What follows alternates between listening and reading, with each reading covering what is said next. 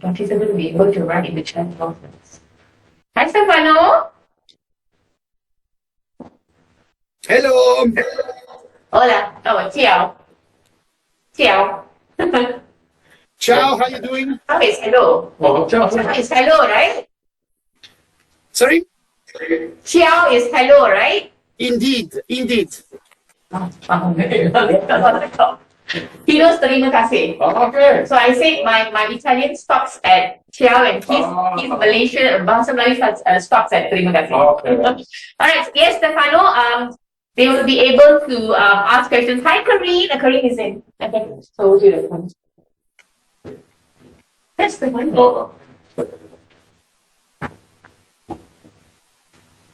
Hello, everyone. Hello. Yeah, it's the first time for me to meet you, Stefano.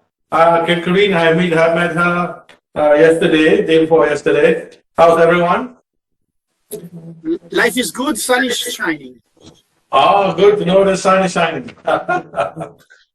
In Malaysia, we have too much sun shining. Here it's winter, so I would not say so. Okay, so how's the winter? The winter is good then, it's okay, yeah. So, Karine, you are, so we're going to start at 4. So I heard that there'll be a video being played. So this is how probably we will start with Karine and the first half an hour. So 4:30, we will stop for some question and answers. And then we have got a short video to be played. By the way, the video is to address the second part of the lecture, or is it? Yeah. Yes, so I will go on with the introductory part. Then I will introduce Stefano's part, and we will launch the video, if I'm not mistaken, Stefano.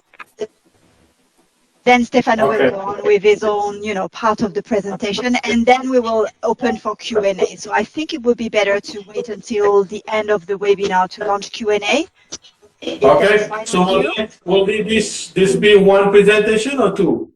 2 slides? Two sets of slides? Yes. Two. Yes.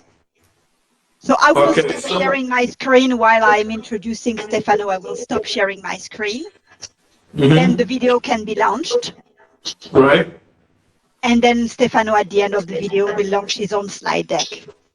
Okay, so I will only introduce you, Karine. You will introduce Stefano on later on, right? Yeah, fine. Or do I introduce both? Yeah? Yeah, it's fine. Up to you. Really up to you. Or I can introduce both. Okay, so then I will introduce both. And you can sort of just help me along with my moderation role once the video is online, just to say, you're the one who's telling Stefano to begin his presentation, right? Okay. Sure. That'd be good. All right. Can we test the video? Or I'll test the video. We're going to make Karine the presenter. Oh, we're going to make you first the presenter and also Stefano. The video is already here. We'll test it. The video is already here. They're supposed to be playing. Okay. Right, huh? The B here, okay? Okay, I can share my screen now. So let me just test it.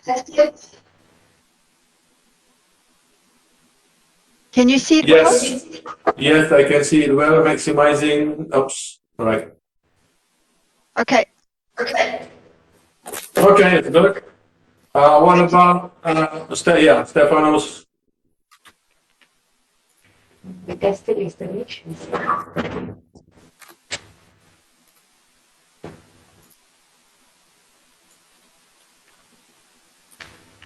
What do you want me to do?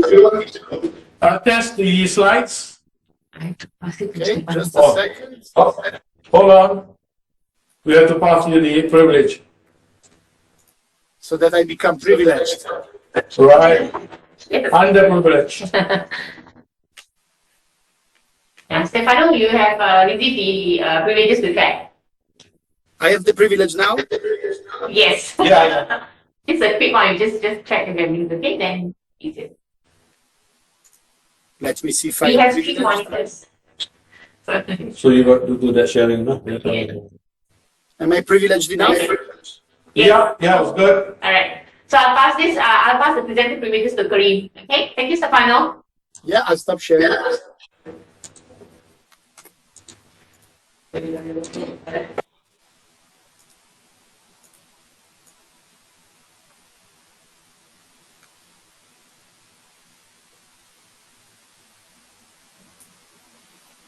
So as soon as I'm done and to introduce Stefano's part, I will say that to begin with this, we will show you a short video so that it announces that for you to be able to watch it.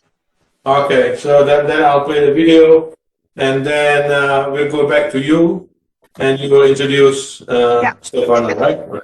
Good. It's 2 minutes, right? The video. It's Uma, did you check it? Yes. So Stefano, I just have to hit the play button. I put it at 4 minutes, 4:09, just like what you mentioned. Yes, I don't remember now the minutes, but It's 4:09. let me check. Yeah, from 4:09 to 6:05. Correct. Yeah. I'll play it from here. No worries.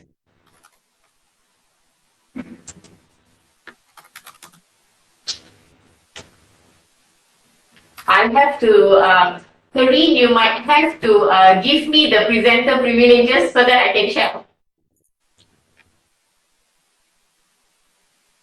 Later.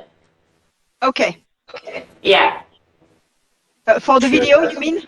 Yeah, correct. Okay. So there's a bit of work that we have got to do between 3 of us because we are moving from one presenter to the next. Yeah. So let me check where I can do it.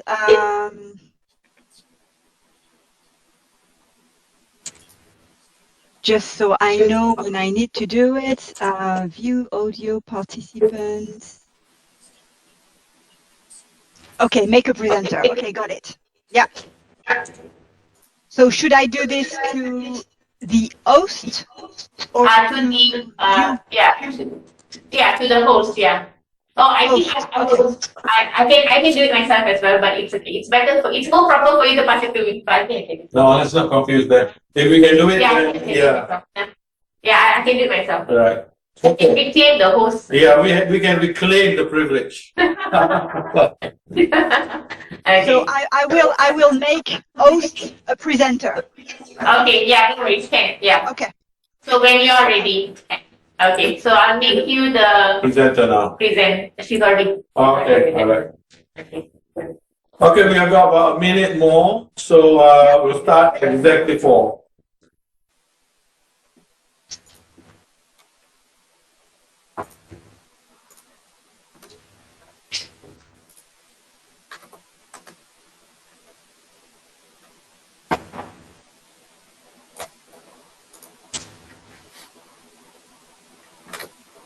Record.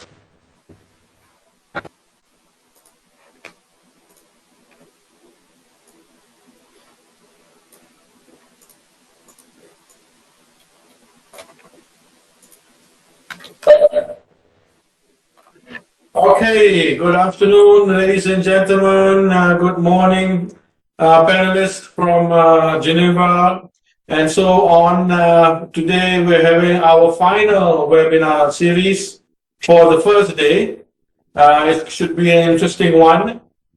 We just finished one with Mauritius. Now we are going across to the other part of the world, to your part of the world, to see and also to hear and to get some feedback and some sharing of knowledge from your side. Our topic for today is delivering training in TVET, maximizing the use of existing technologies. Maximizing the use of technology, existing technologies. We have from ILO 2 very experienced panelists. The first one is Ms. Karine Sonigo. Can you say hello? Hi.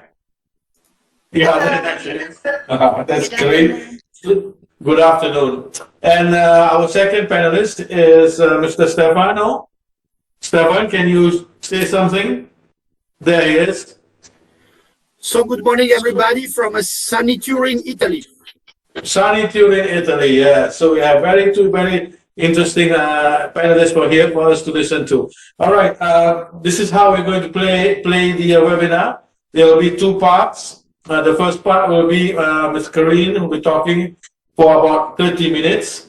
We will then stop for a video, and then we will carry on with Mr. Stefano's presentation. All questions will be answered during the end of the session. So please, ladies and gentlemen, any questions that you have, please use the chat room to start lining them up, because I will go through them once both presentation is completed, right? So we have got about 1 hour plus of presentation from these very two experienced panelists, and we will begin shortly. Now, allow me to introduce both our panelists. Let me begin with Ms. Karine Sonigo from the International Labour Organization, ILO. Ms. Karine is a skills digitalization specialist working at the ILO Skills and Employability Branch in Geneva, headquarters. Her role is to support ILO constituents in the digitalization of the national TVET and skills system, analyzing the impacts of technologies on TVET and skills system, and providing them with the support they need to engage in their digital transition. Karine has an extensive international experience in the private sector as a learning and development specialist. She spent 8 years as head of content, working with language learning companies in charge of design and implementation of online learning programs. 8 years as head of content. Then she moved to a more strategic role as a global digital learning manager in the banking and finance sector, defining and supporting the implementation of digital learning strategy across geographies. Karine is passionate about skills development and lifelong learning, as well as technologies applied to education, training, and human resources. So that's our dear Ms. Karine Sonigo, who will be our first panelist. And for the second panelist will be Mr. Stefano Merante. He is a program officer in charge of skills development portfolio within the Employment Policy and Analysis Program of the ILO, based in Turin, Italy. He works in the field of TVET and skills development since 2005. A brief experience in Latin America. He has managed international cooperation and technical assistance programs and projects in different countries of English-speaking and French-speaking Sub-Saharan Africa.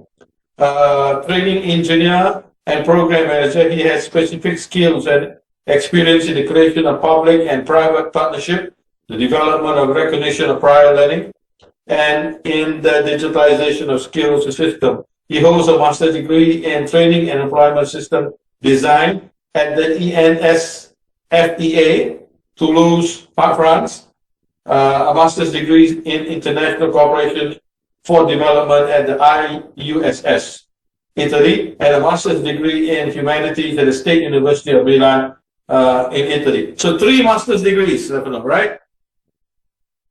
Kudos, very good. All right, so that's our 2 panelists from ILO. We would like to begin with Ms. Karine. If you can share your slides, the floor is yours. Many thanks for your introduction, and let me share my screen.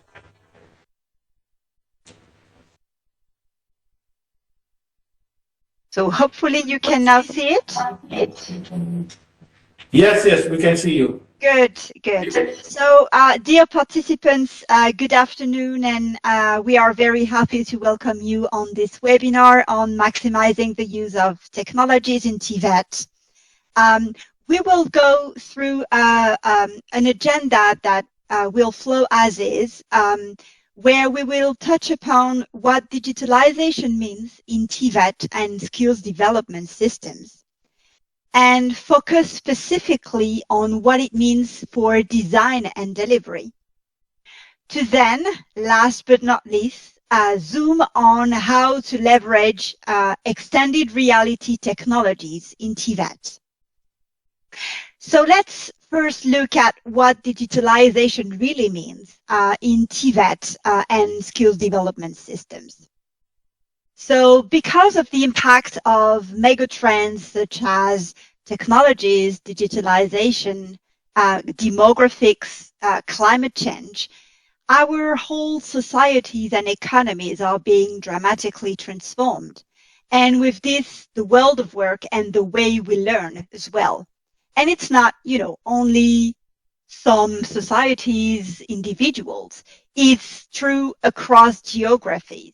And that means that lifelong learning becomes or should become the focus of any individual, any business, institution, and policy to enable each individual to be facing those tremendous changes that happen in their lifetime and have those, multiple careers and the possibility to change jobs, occupations, or type of tasks in those different careers.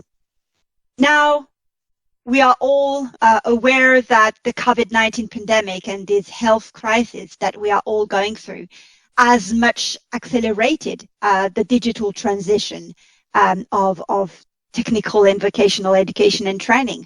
With specific focus on design and delivery, because we all needed, kind of a short-term response to be able to maintain training remotely because of distancing measures. But even though that was, the focus or the priority for a lot of us that were not online yet before the pandemic, many more functions of a TVET and skill systems are being impacted by the use of technologies.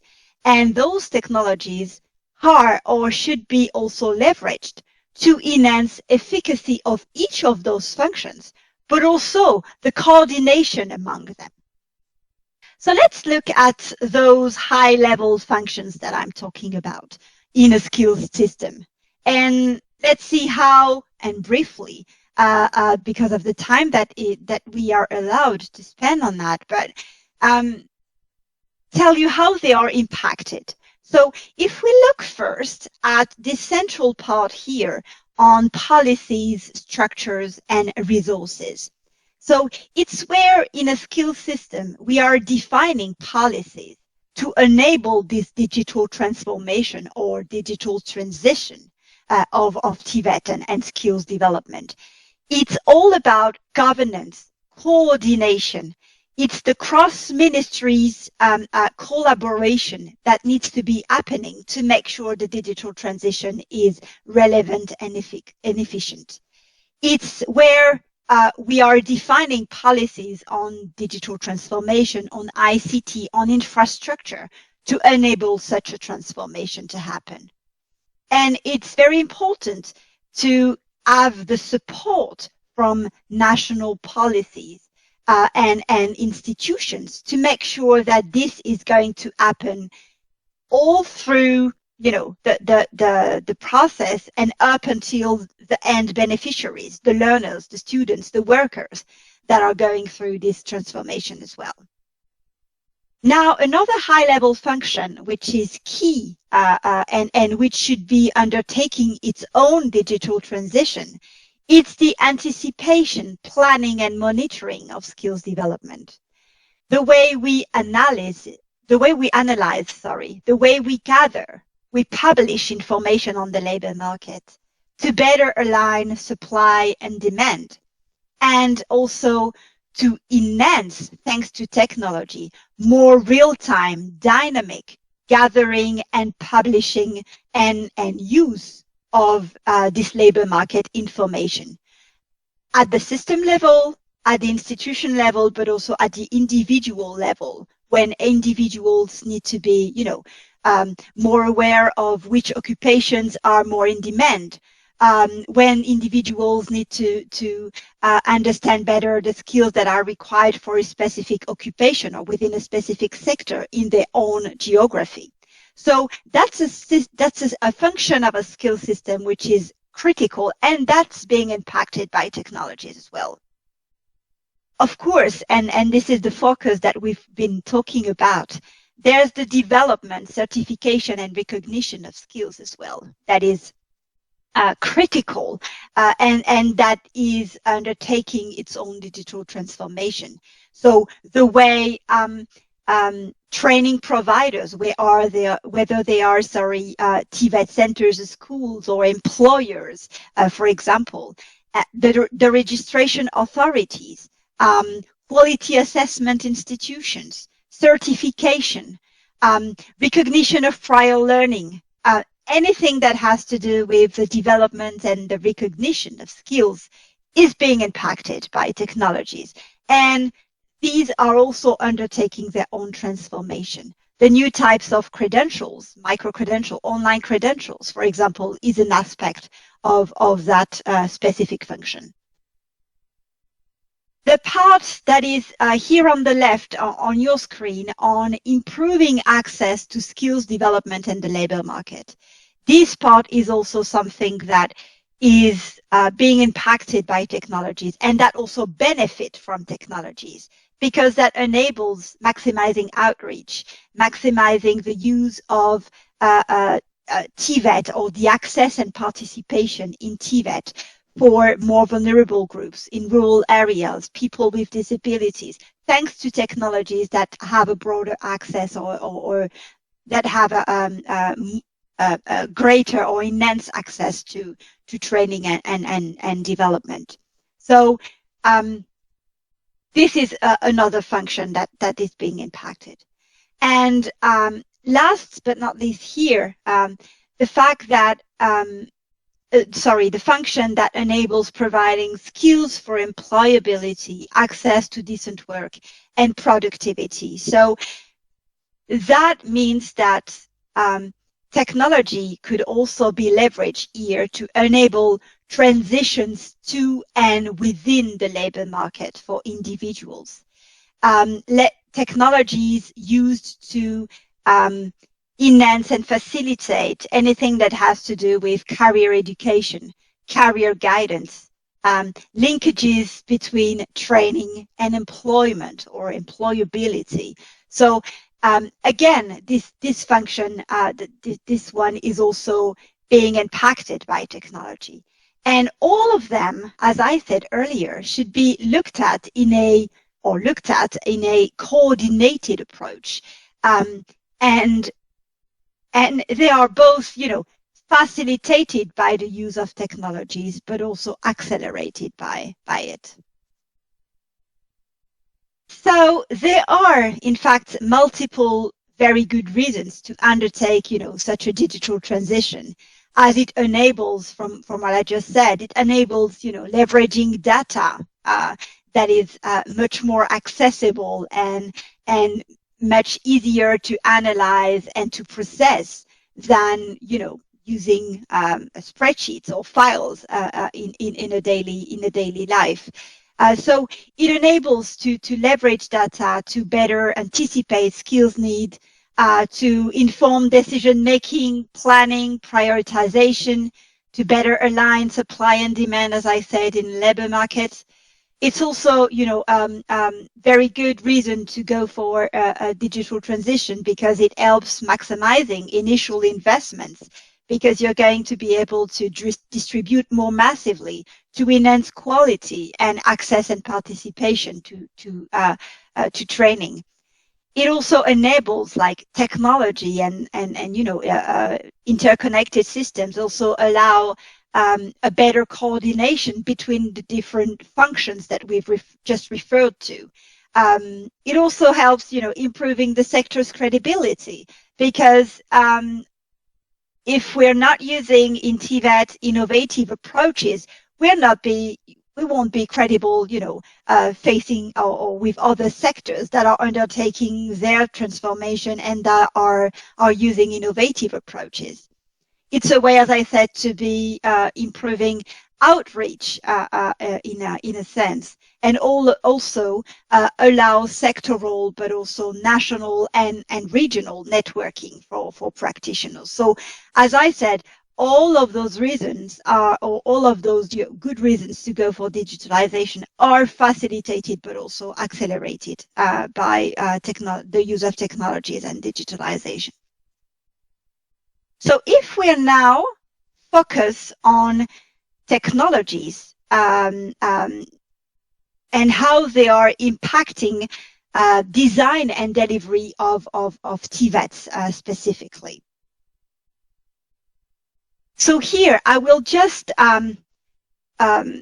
make a quick focus on which technologies we are talking about. And again, these technologies are the ones that we are talking about today, and that will, of course, dynamically continue to evolve. And we definitely need to be, in TVET, really following those trends and those technologies closely to make sure that we are leveraging them as they appear and being used in other sectors. So the very first one is the, access to computing, to computers, the fact to be able to access, internet anytime, anywhere. So that's, something that definitely was leveraged very early in the process. The collaboration technologies and the ability to collaborate, to be together in a virtual space with anyone, and that's synchronously in real time. The extended realities, so we will definitely focus on that later on with Stefano, and this ability to digitally or virtually simulate reality and integrate both the virtual and the physical worlds together. Artificial intelligence, this ability for machines to learn on their own and interact in a human-like manner. And last but not least, blockchain, which is a technology that enables the use of computers that's the ability to use computers with guarantees in terms of privacy and security.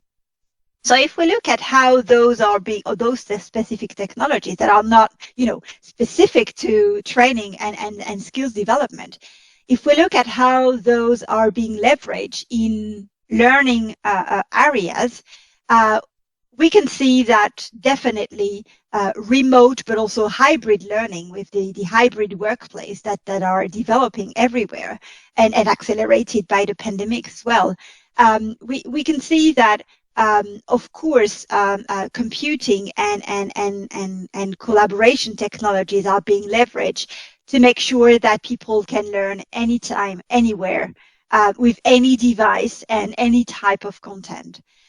Simulation is greatly used, and again, Stefano will tell us about that. The fact that we are able now to have different pedagogical approaches, and we have less of a top-down kind of lecture way of teaching, but rather have some approaches like the flipped classroom, for example, that are being enabled by the use of technologies as well. Gamification that enables, using a video games mechanism to enhance engagement, participation of students and learners, and adapt those to their own specific profiles. The access to open education resources, or resources that are available online and that you can reuse and potentially adapt to your own needs.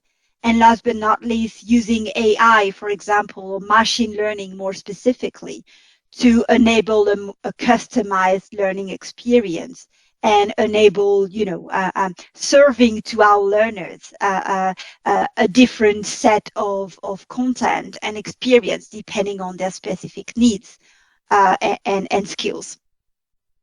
So the impact on technologies, on design and delivery, are definitely huge, if I can put it like that. And that because we are in a brand new and constantly dynamically evolving ecosystem, not only in terms of, tools and solutions, but in terms also of who is being involved, the actors, okay, and the linkages between the different actors and the different tools and solutions in a system approach. So we're not only talking about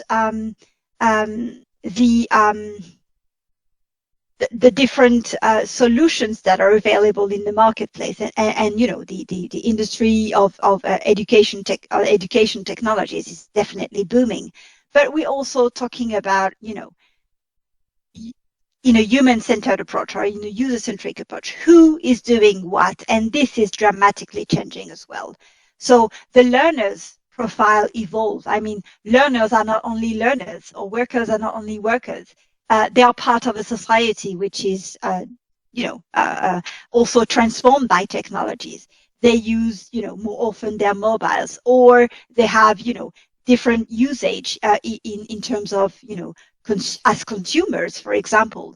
They use e-commerce much more. They use, e-administration, e-health services sometimes, e-finance. And so we don't want to be left behind with TVET. We want to reproduce this kind of usage, of habits, of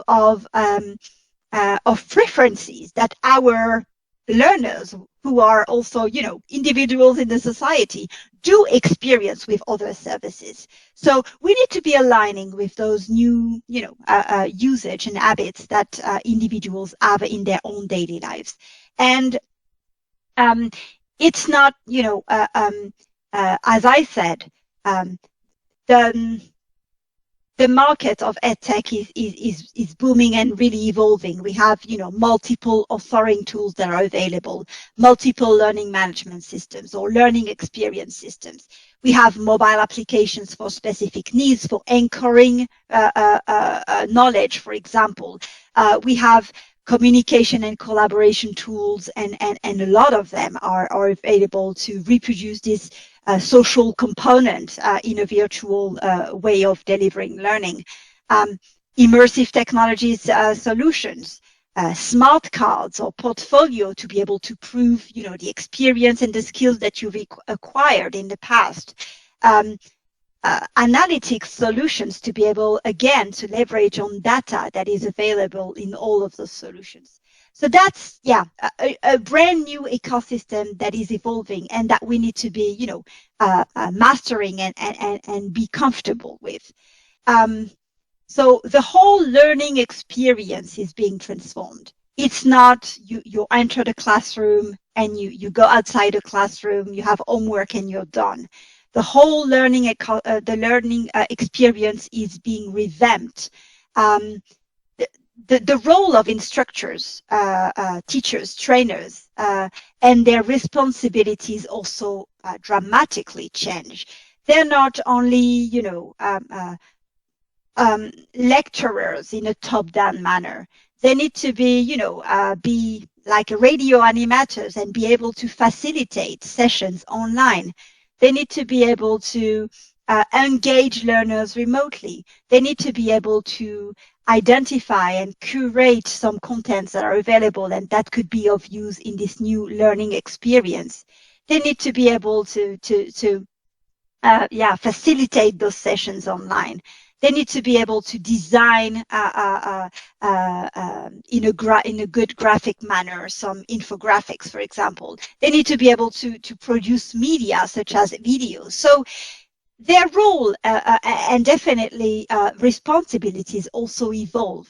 And in that context, TVET institutions also need to be reshaping and rethinking how they are organized because of those new actors that we also need.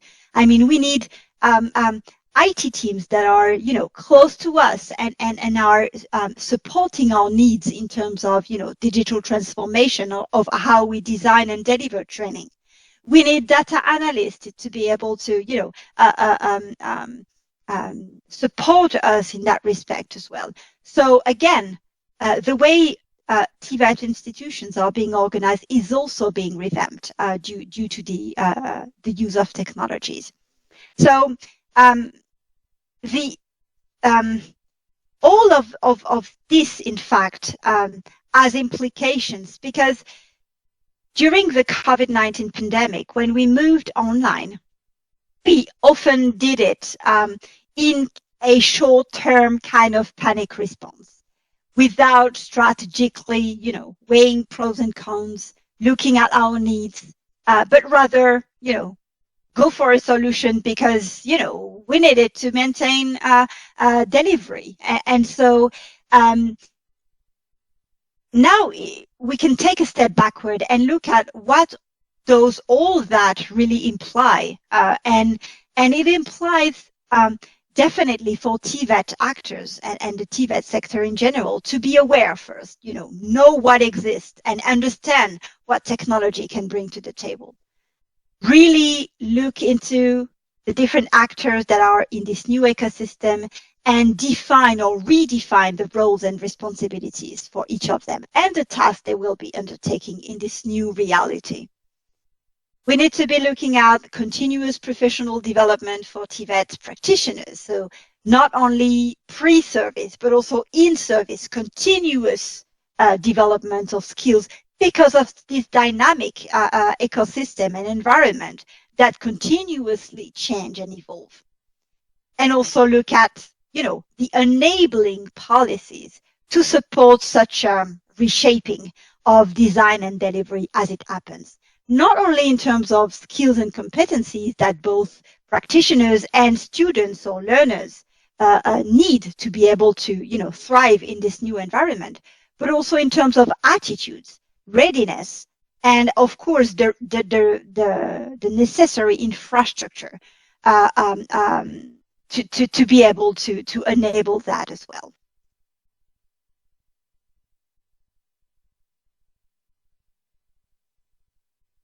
So again, this strategic learning transformation,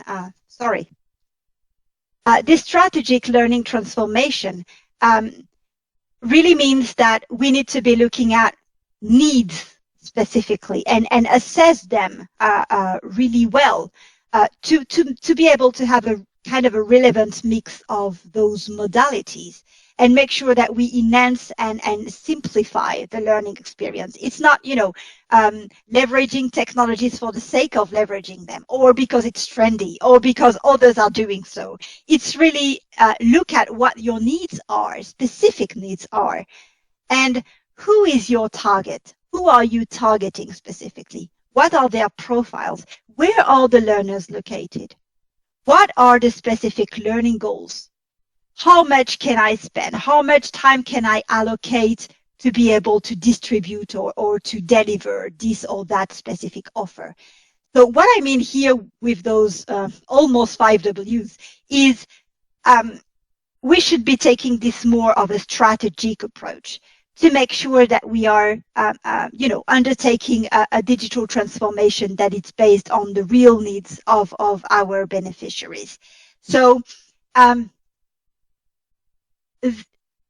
those questions and this strategic approach should inform the choice of relevant modalities and relevant format in this learning experience that you can see here.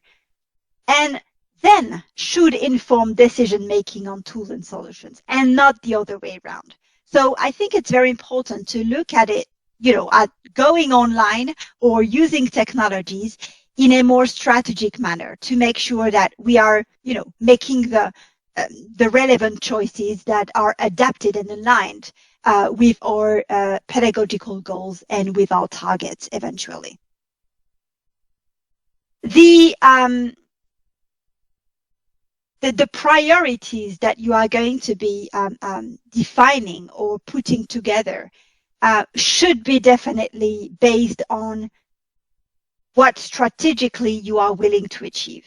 And that is important. It doesn't mean you cannot be agile, or you cannot, have quick win solutions, for example, to cover some of the needs and use existing content, use existing, use providers to enable, providing the content that you need.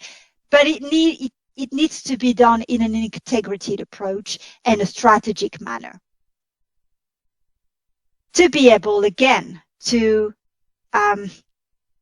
make sure that you have interoperable, sustainable, secure, and inclusive approach to digital transformation.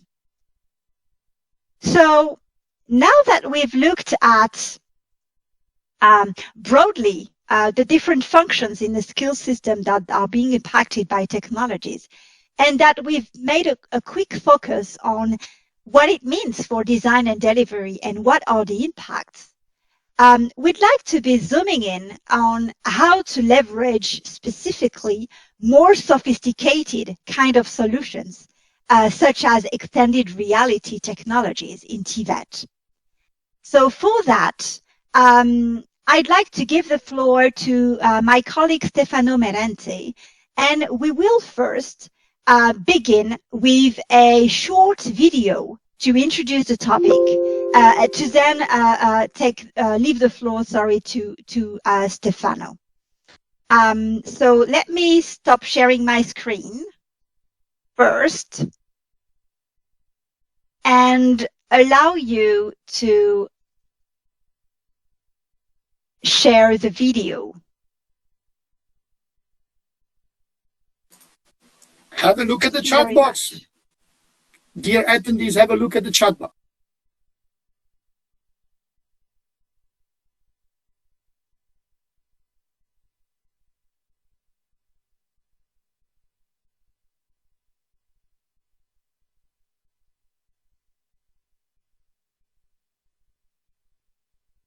So in the chat box, Stefano has posted a call to action for you to write a word that comes to your mind while looking at this video. So please do, and I think we can launch the video now. Thank you. Karine, can you make me the present? Can you pass me the presenter privileges, please?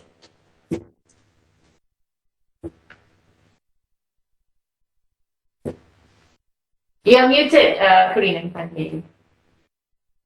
Yeah. All right. So I did that for the host.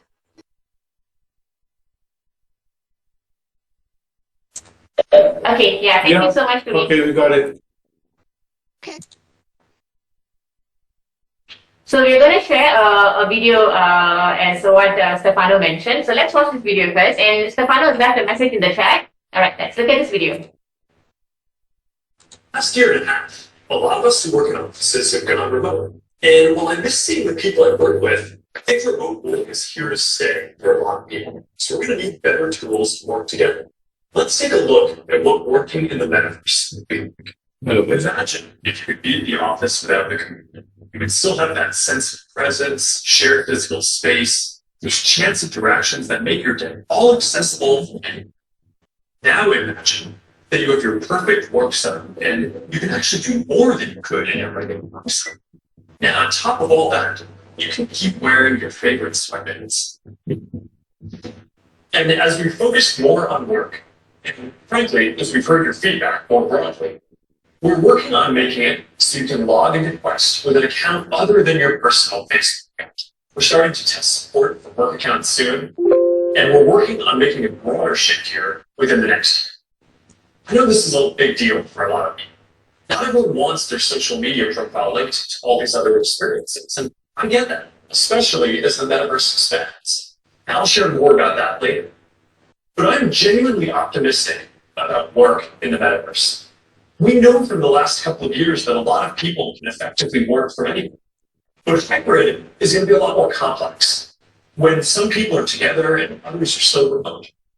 So giving everyone the tools to be present, no matter where they are, whether it's a hologram sitting next to you in a physical meeting or in a discussion taking place in the metaverse, that's going to be a game changer.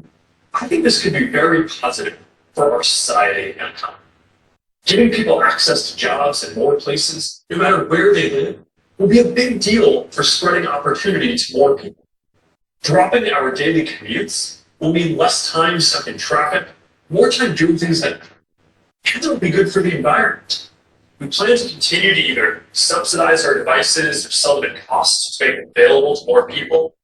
We'll continue supporting sideloading and linking to PCs so consumers and developers have choice, rather than forcing them to use the Quest store to find apps or reach customers. And we'll aim to offer developer and creator services with low fees in as many cases as possible, so we can maximize the overall creator economy, while recognizing that to keep investing in this future, we'll need to keep some fees higher for some period to make sure that we don't lose too much money on this program overall. After all, while a growing number of developers are already profitable, we expect to invest many billions of dollars for years to come before the metaverse reaches scale. Today, we're introducing the Presence, which is a broad range of machine perception and capabilities that empower developers to build mixed reality experience on Quest 2. And you want to tell us more about the Presence platform? Yeah, we said before that realistic presence is the key to feeling connected in the metaverse. Okay, I think we can stop it here. Things like environmental understanding, content placement, persistence, voice interaction. All right, so over to you, Stefano. Okay, then you give me presenter rights. So here, what we have seen, in any case, while I'm getting the presenter rights, we have seen the CEO of the most important, or one of the most important tech companies in the world talking about the metaverse. So he's talking about the extended use, or the penetrating use of augmented and virtual reality in our world. He is talking about working in the metaverse. He is positive. He is genuinely optimistic about it. How does it all relate to training systems and music systems all over the world? This is the question that we are trying to respond today through my presentation and the exchanges that we want to have. If we want to better understand about how and what is the impact of those technologies into the labor market, we have to look first of all to the demand side. Some days ago, just a couple of weeks ago, PricewaterhouseCoopers wrote a paper on the metaverse. Because here we are talking about virtual reality, but when Mark Zuckerberg talks about metaverse, then we are all talking about metaverse. Because there are billions of dollars that are going to flow into this. But PricewaterhouseCoopers is writing to businesses. And I think as TVET centers, as TVET system, we need to look first at what is happening into the labor market. PricewaterhouseCoopers is saying, don't believe the hype. You're now listening everywhere talking about the metaverse, the metaverse, the metaverse. This is just the evolution of something that was already there. 5 years ago, I was in Mauritania, one of the poorest maybe countries in the world, and people were already training using simulators. So now there is a very important flow of investment that is coming to these technologies. So this means that these technologies are becoming more and more mature. And this opens up enormous opportunities for the businesses. Metaverse will, in any case, change how we, as customers, we act. And this is also going to change a lot from the business perspective. You have seen people working with their position already at home. A little bit the evolution also of the teleworking that has characterized the last couple of years. All those concepts related to the metaverse are business relevant today, but also risks are there. And technologies need to be mainstreamed throughout businesses in order to be used at the fullest potential possible. And probably there will be more and more proactive measures taken by businesses. So we have businesses investing on augmented and virtual reality. We have businesses opening up new streams of work around virtual reality and augmented reality. And how are we, as supply-side actors, TVET institutions, universities, responding to this? So first of all, we need to understand that there are some specificities that our target groups have. When we are talking about youngsters, new generations, we have these 5 traits that are defining the way they operate, the way they interact. They are digital natives. They are even more globalized than the former generations. They are always connected through social media.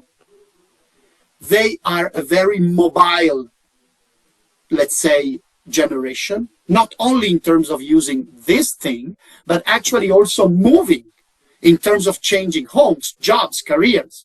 My father has worked in the same company for 35 years. I have changed 8 jobs in the last 15. And then the visual impact. We are the TikTok, I mean, the ones that probably we are looking at are the TikTok generation. But this generation is something, I mean, is our target group. We need to profoundly understand how they behave. And we need also to understand not only how they learn, but also how they act as social animals within their societies. This graph that I'm showing is very interesting to understand also how this alpha generation, the one that we have in our schools, in our universities now, understand lives. What are the cars that they are looking for? What is the leadership style that they want to get? Which are the different influence and marketing features of their societies seen with their eyes? And that's only there if we clearly understand the way in which our students and our target groups are. That's where we can actually adapt to their needs. The attention span is decreasing dramatically. The TikTok generation, we have studies saying that, okay, youngsters can keep their attention span in a very, very limited manner. But this is also quite positive. You also see in the video games or in the learning environments how collaborative and how, let's say, this learning by doing is an intrinsic part of how these people are learning. And then you don't need to memorize anymore.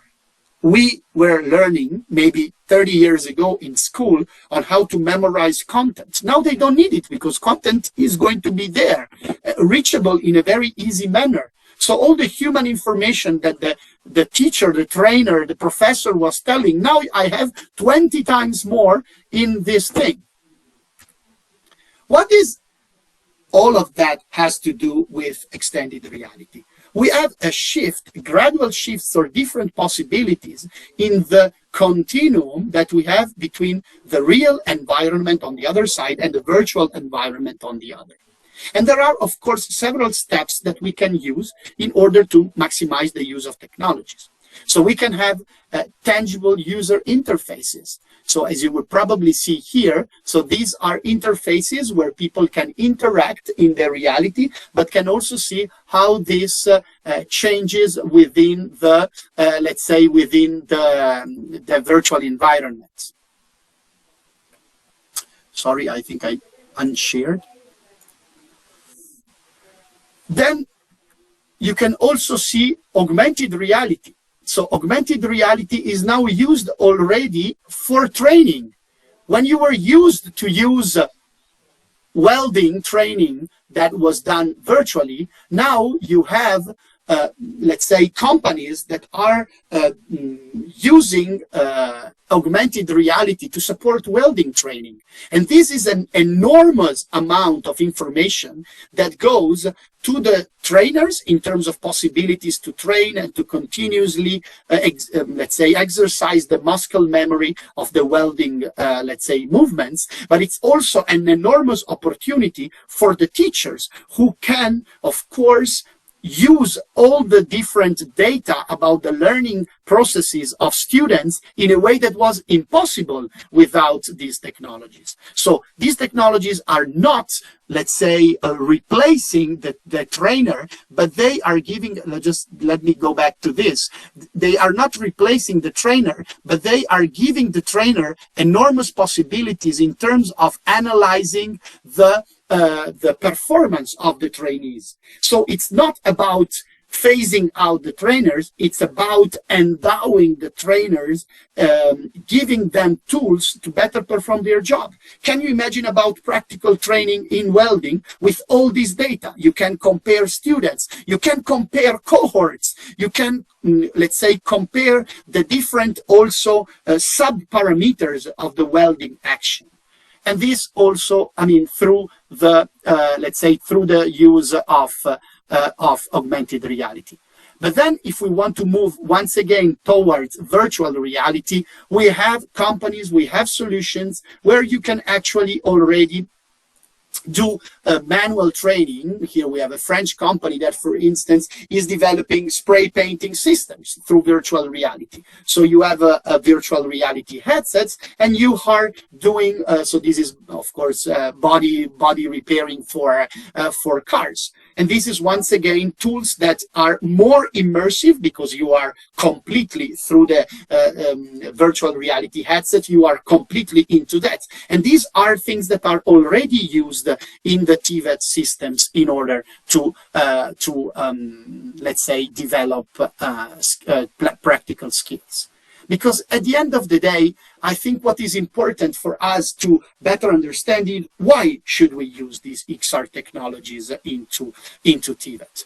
Of course, a part of the story is about the businesses going for it. We have heard Zuckerberg. We have listened to what PricewaterhouseCoopers is telling us. But now we have to understand also why, from an educational perspective, we actually need those technologies for the evolution of our training, not the revolution, but the evolution of our training.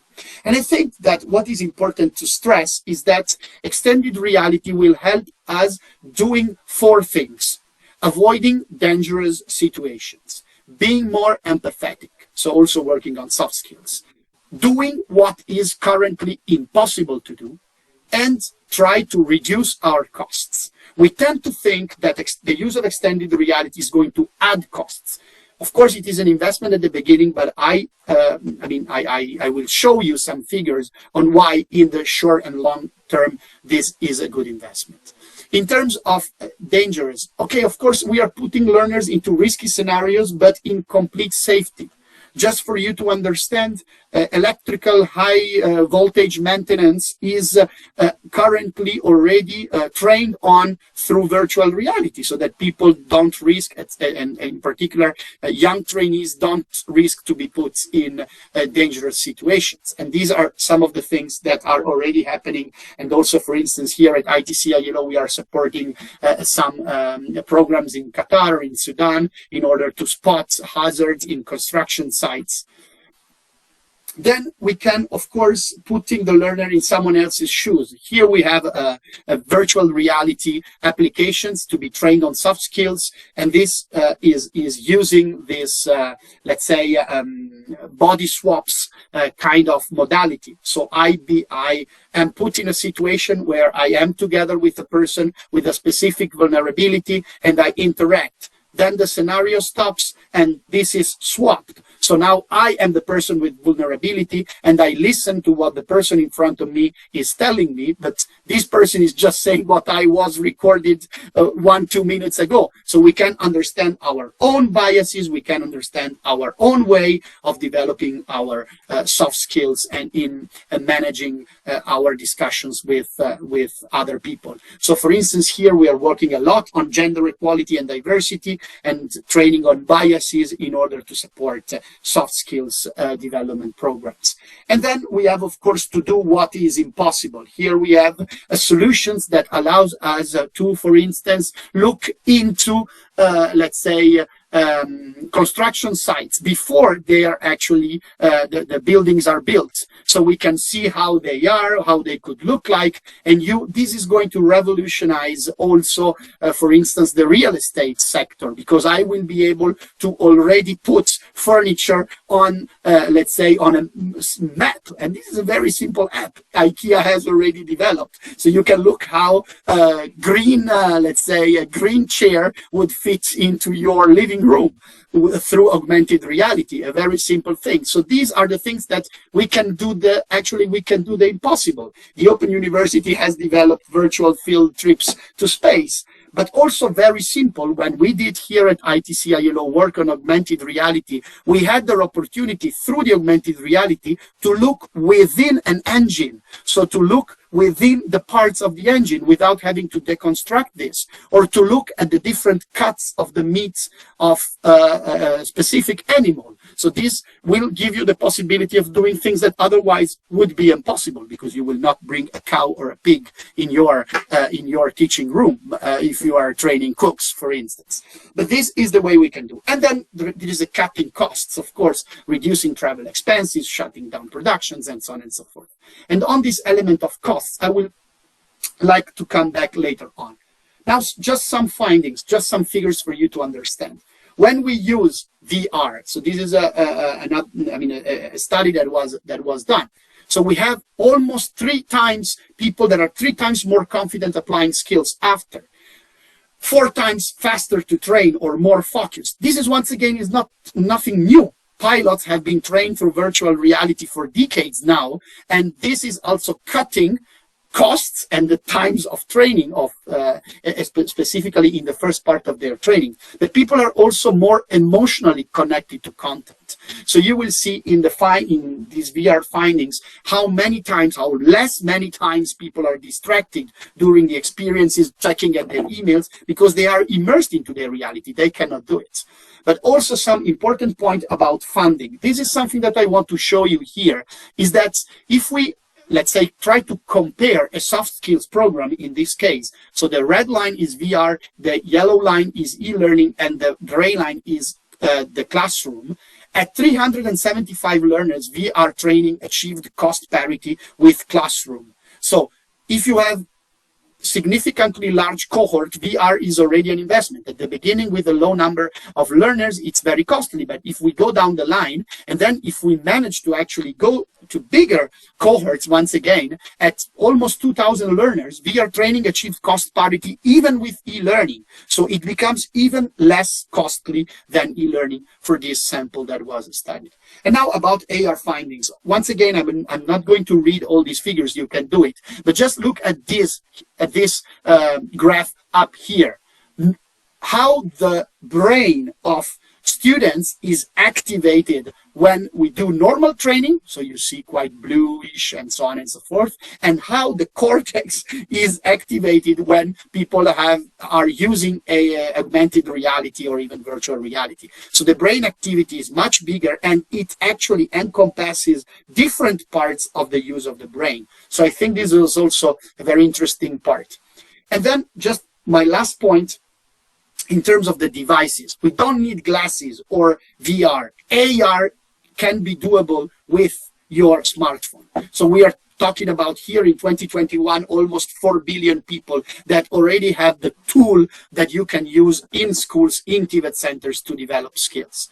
And this is quite important because even if the XR market is exploding, and here you see already the hardware, a virtual reality headset that was $800 at the beginning of 2020 because of COVID, even for many other things, it's already at $350. So it's half the cost of a good PC. So we are not talking about extremely complex things. What are we doing at ITCILO together with the ILO? We have run several programs.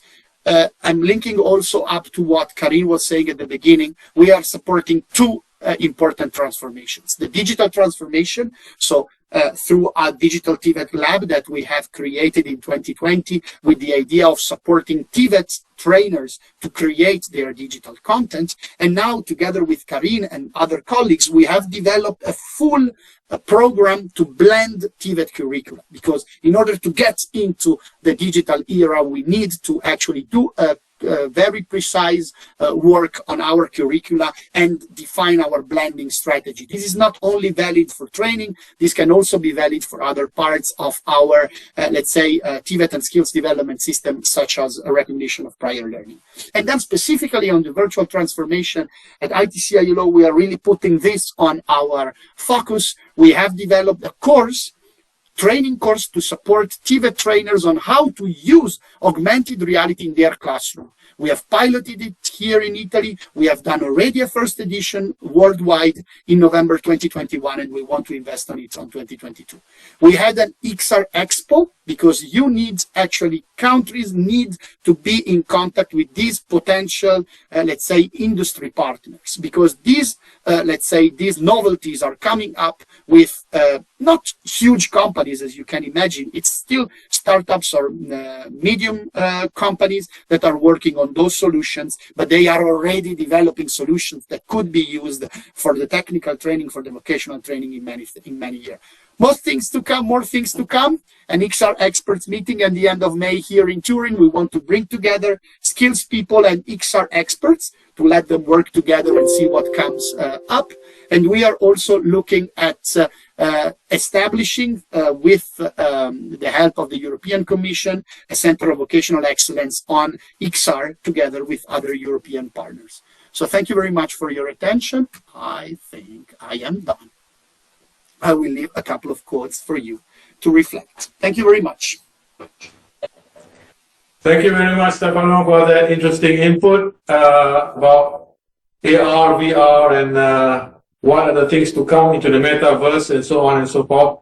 So I think there is a long way for us to have to look and plan and see how TVET fits into these new emerging technologies and how are we going to use them.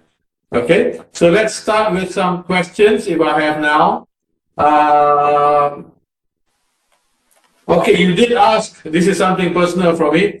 You said to start my presentation, we'll look at the video. I want you to write here one word. But I've got more than one word. When I saw that presentation of yours, a sentence came to my mind as that I can't smell the roses. You know what I mean? It's too artificial. It's not real. So what does that mean to humanity? And how do we adjust to that? I can feel the breeze, I can smell the roses. So how are we going to go ahead with that kind of in that scenario? Do you have anything for me there? Of course I have. Do you smell the roses while looking at Wikipedia in your cell phone? I mean, this is of course something that is never going to fully replace reality. So this is something where we have to find solutions to, I think, to improve our teaching and learning experiences while coupling this with the, let's say, real environments. This is also from the learning point of view, nothing that will completely substitute it. Maybe it will come somehow, but it's not going to come very quickly.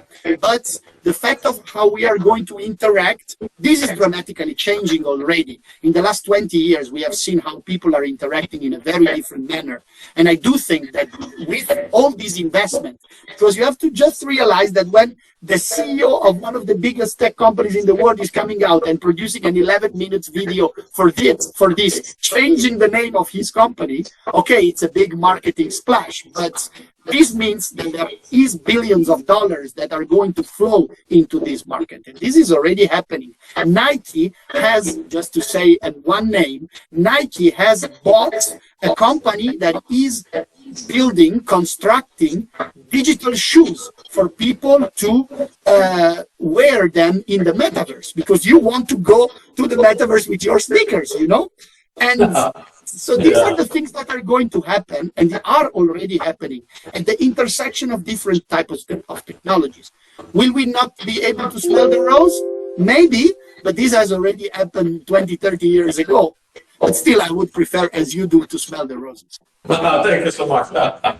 Yes, especially when teaching and learning is concerned, you need to smell the gas leaks. You need to smell, the poison gases, or see and feel things. These are the things that, as you said, we have got to integrate with the metaverse, or maybe it's going to come in the future. We'll just have to wait and see. Okay, now the next question is, what are the things to be considered on blending a TVET curriculum? What are the things to be considered on blending a TVET curriculum?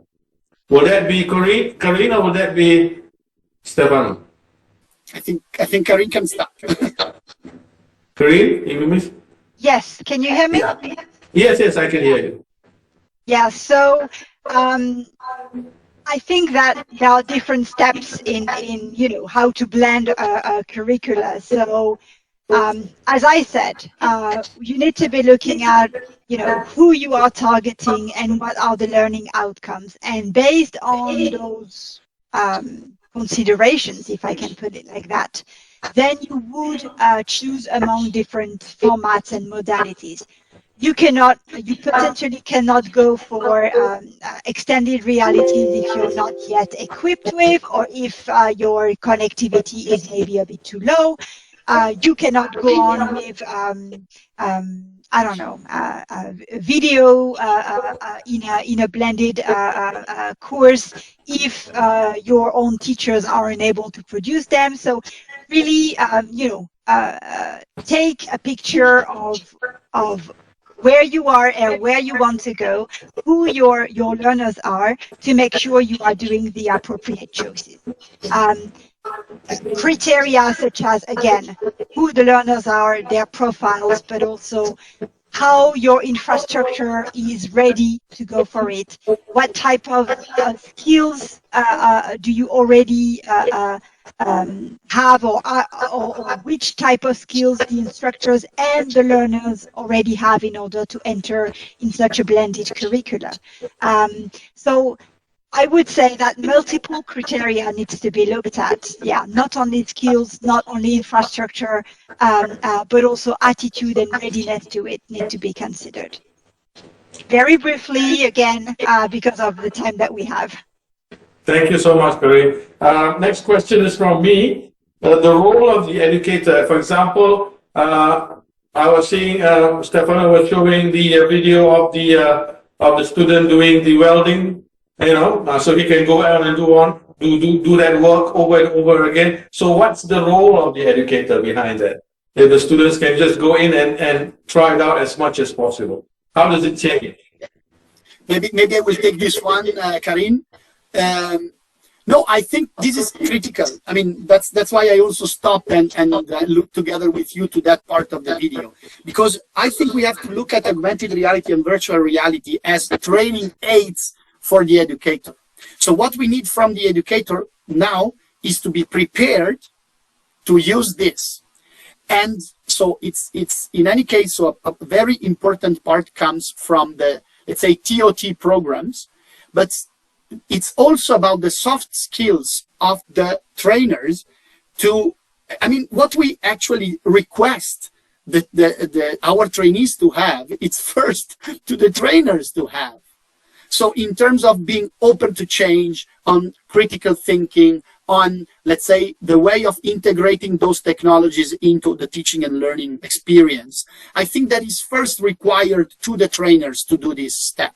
And this is complicated because actually, if you give this to a, let's say, to a 20-year-old or a 15-year-old, they're much more agile in using those technologies than maybe our 50-year-old teachers and trainers. But I can tell you two stories, I mean, two small anecdotes. When we did the AR pilot here in Italy, the most proficient trainer was a 65-year-old trainer in garage mechanics. Because, you know, it's not about age, it's about what is your interest and curiosity to learn. And this guy was actually 2 months away from his retirement, but he said, if I had this 20 years ago, I would have trained, I mean, generations of garage mechanics in a different way. The second thing that I want you to say, and this is about the role of the trainer, is that when we piloted it in a TVET center here in Italy, the use of augmented reality, you know who was the trainee that was more excited? It was someone with a learning disorder. So the use of these technologies that are very visual can also support trainers in actually providing a great learning experience specifically to the trainees that are most in need. So this is a very important point, because we at ILO, we really care about, let's say, implementing those technology in a digitally inclusive manner. So we want this actually, the use of this technology to bridge the gap for the most vulnerable groups and not to actually widen the gap. So that's as you have seen also the impacts on the cortex and all the, let's say, the neuronal let's say, activity. It's very important because these can be tools for us to support the learners that are more in need. So I think this is another point that I wanted to stress. So tools also for the trainers to provide solutions to the most in need.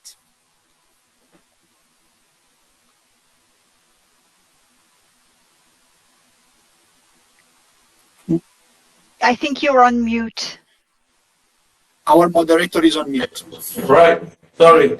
I was captivated by the story of the 65-year-old person who was very, very much interested in using the VR. I think that tells a story that you need a certain amount of experience in teaching to be able to use this technology and educate the participants. Without that experience of teaching traditionally, it's quite difficult, or it's not as effective without an experience. So I think that is something that we have to look in, probably by research, how many years of experience and so on and so forth. There are some other more questions, but I think some of them have been answered. There is an audience from our local polytechnic in Kota Kinabalu asking about training education systems in TVET. I think you have answered it in most of your presentation, so I will not try to ask those questions here now. So those are the questions that they have posed. The third one, an examples of training education hindering digitization. I think that's also something that we explored in the last phase of the Q&A. Okay then, so that is all the time that we have. That is all the time that we have. Oh, Umawati says she would love to visit your digital TVET lab someday. So I would also love to visit. This is very simple because it is both e-learning course and the physical space. So the physical space is under construction, but the digital TVET lab is a lab that is actually happening online. That's where we train. Let's say it's a lab, so where we train trainees. So trainers and managers of vocational training institutions on how to develop their digital training materials. So it's online. It's a very hands-on lab that actually supports this. We have rolled it over already for several hundreds people from all over the world, and yeah. So this is something that is open to implementation. Thank you so much. So with that, ladies and gentlemen, I would like to thank both our panelists, Karine and also Stefano, from far, far away to spend their early mornings with us, I think. I hope you had your breakfast. We are about to have our day off now, so that it's been a very, very interesting first day for us.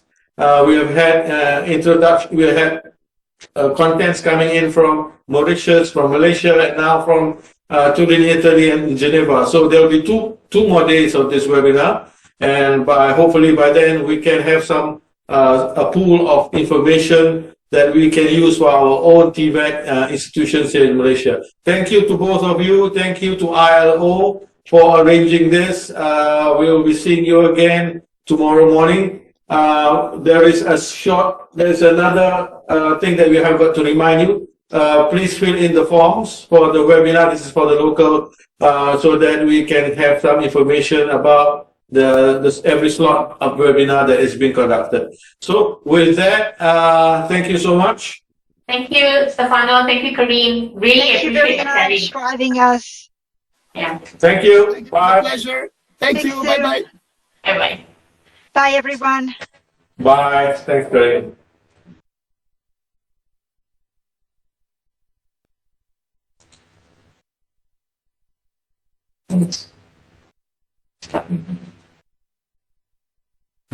Okay.